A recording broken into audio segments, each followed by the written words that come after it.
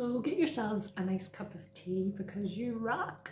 And let's talk about change today. I'll bring a wee bit up about habits because I didn't get to finish it yesterday, but we'll talk about how to change.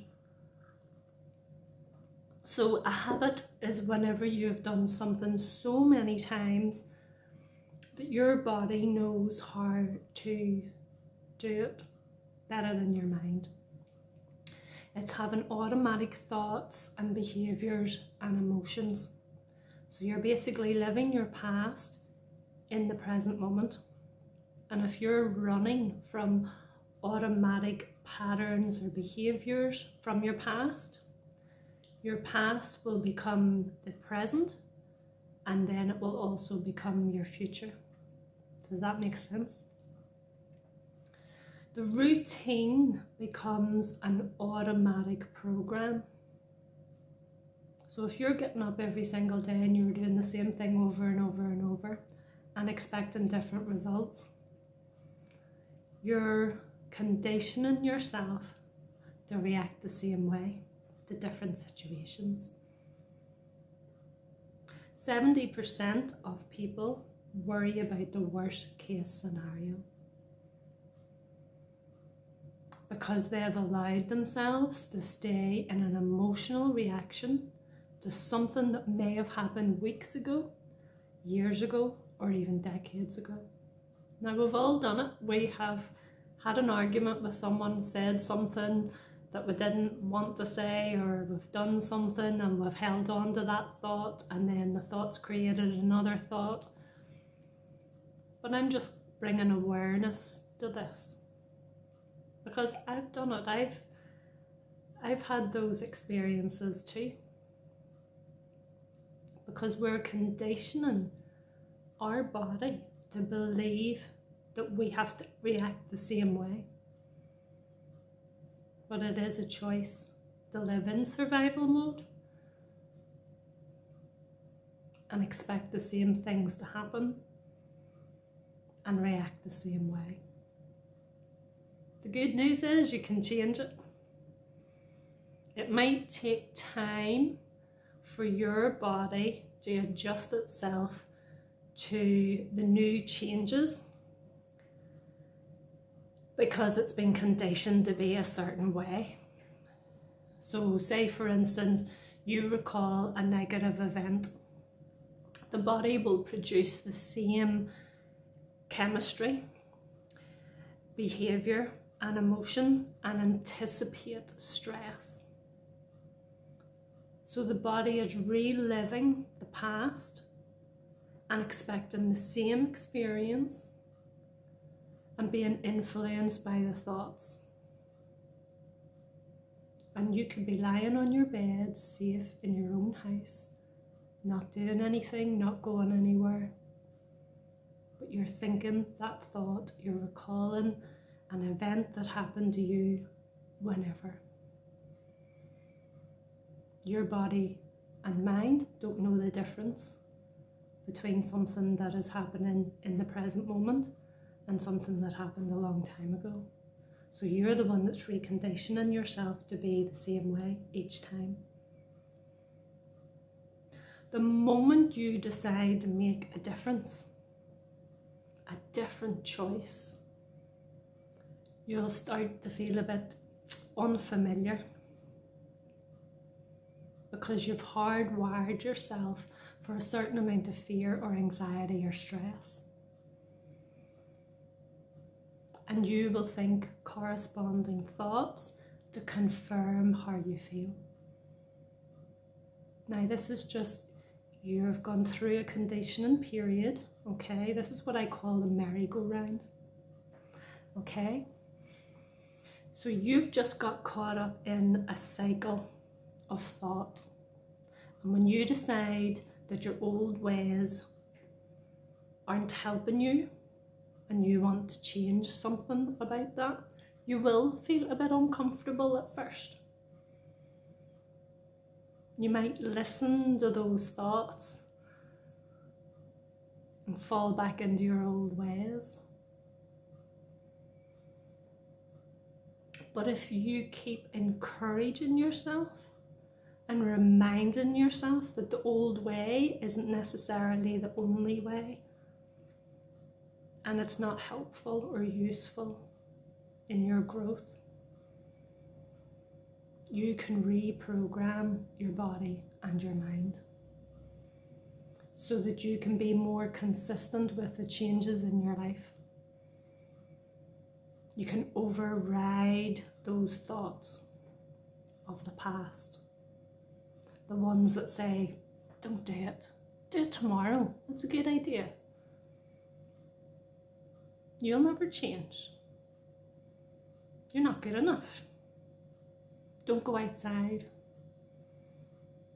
What about losing weight or blaming yourself or complaining? Can't meet new people, whatever it is that you're conditioning yourself to believe to be true. Thoughts are just thoughts, remember, until you give them power by giving them your attention and consent. You're the one that decides if the thought is true or not. If you believe that thoughts are true, you will believe when they creep in and tell you, start tomorrow. Sure, you're just like your parents. They didn't want change, but why would you want change? Then the thoughts will get louder because they have your attention now. So you're already in your head, you're on the merry-go-round. And they will always come up with excuses to form stories that will capture you into them. So I want you to remember that having the same thoughts will lead to the same behaviour. And the same behaviour will lead to the same results and produce the same emotions. Are you going to keep reaffirming your thoughts and suffer? Feel guilty?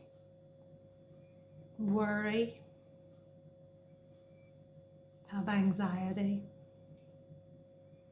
Or are you willing to step into the unknown?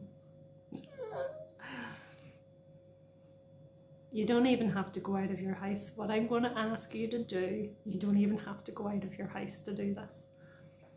You can start by mentally rehearsing what you do want in your life. Think about what it is that you would really love to have in your life. And I want you to visualize what it would look like. How you would feel. If I had this or that, whatever it is, I don't want to take over. I want you to remind yourself of what it is that you really want. Okay? Notice how it feels whenever you think about it. What smells, what tastes, get your 5 senses going about it. What you see, what you hear, what you smell, what you taste, and what you feel. So take a deep breath, and we'll start off by recalling a happy time in your life. And who was there? Were you on your own? Were you with someone? Can you remember what you were wearing? What you were doing, how you felt? Were you excited?